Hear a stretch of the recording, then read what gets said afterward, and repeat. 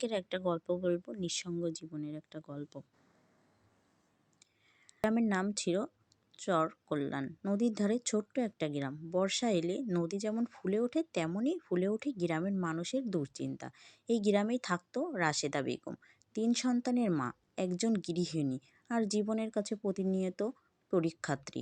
রাশেদার স্বামী আব্দুল মালিক ছিল দিনমজুর। কাজ থাকলে ভাত, না থাকলে আধপেটা। তবুও সংসার চলছিল কষ্টে, কিন্তু ভাঙেনি। একদিন হঠাৎ মালিক জ্বরে পড়ে। প্রথমে কেউ গুরুত্ব দেয়নি, গ্রামের জ্বর বলে কথা এড়িয়ে যাওয়া হয়। কিন্তু 3 দিনের মাথায় সে আর উঠতে পারে না। হাসপাতালে নেওয়ার টাকা ছিল না। ধার করে হাত পেতে শেষমেশ জেলা হাসপাতালে নেওয়া হয়। রিপোর্ট আসে টাইফয়েড, জটিল রূপ নিয়েছে। 3 দিনের মাথায় মালিক চলে যায়। কোনো শেষ কথা না, কোনো প্রস্তুতিও না। মালিকের লাশ বাড়িতে আসার পর রাশেদা কাঁদেনি।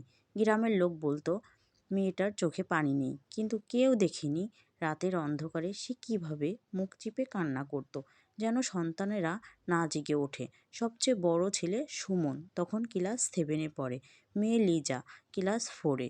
ছোট ছেলে রাকিব মাত্র 4 বছরের। সংসারে কোনো আয় নেই, মালিকের রেখে যাওয়া কিছুই নাই, একটা ভাঙা সাইকেল আর 3টা অসমাপ্ত স্বপ্ন। পরের দিন থেকে রাশেদা কাজে বের হয়। প্রথমে মানুষের বাড়িতে ঝিয়ের কাজ, ভোরে ওঠে রাতে ফেরে, কিন্তু কাজের বদলে অপমান বেশি।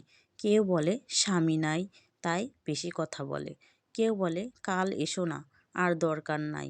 তবুও সে থামে না। একদিন পাশের গ্রামে একটি এনজিও অফিসে যায়। কাপা গলায় বলে, কোনো কাজ থাকলে দেন আপা। তারা তাকে সেলাই শেখার সুযোগ দেয়। দিনে কাজ, রাতে সেলাই শেখা। ঘুম তার জীবনে বিলাসিতা হয়ে যায়, ভাঙা থেকে গড়া। 6 মাস পর রাশেদা প্রথম নিজের হাতে সেলাই করা একটা কামিজ বিক্রি করে। দাম মাত্র 600 টাকা। সে টাকা হাতে নিয়ে সে কাঁদে। এই কান্না কষ্টের নয়, এটা জয়ের কান্না। ধীরে ধীরে অর্ডার বাড়ে। গ্রামের সবাই তাকে রাশেদা আপা বলে ডাকতে শুরু করে। যে মানুষগুলো একদিন দূরে সরিয়ে দিয়েছিল তারাই এখন কাজ নিয়ে আসে। সে সুমনকে আবার স্কুলে পাঠায়। লিজা স্কুলে প্রথম হয়। রাকিব মায়ের আঁচলে বসে অক্ষর শেখে। সময়ের প্রতিদিন। আজ 10 বছর পর রাশেদা বেগমের একটা ছোট্ট সেলাই প্রশিক্ষণ কেন্দ্র আছে। সেখানে গ্রামের আরও 10 জন নারী কাজ করে। সুমন কলেজে পড়ে, লিজা ডাক্তার হতে চায়। কেউ তাকে জিজ্ঞাসা করলে এত শক্তি পেলেন কোথায়?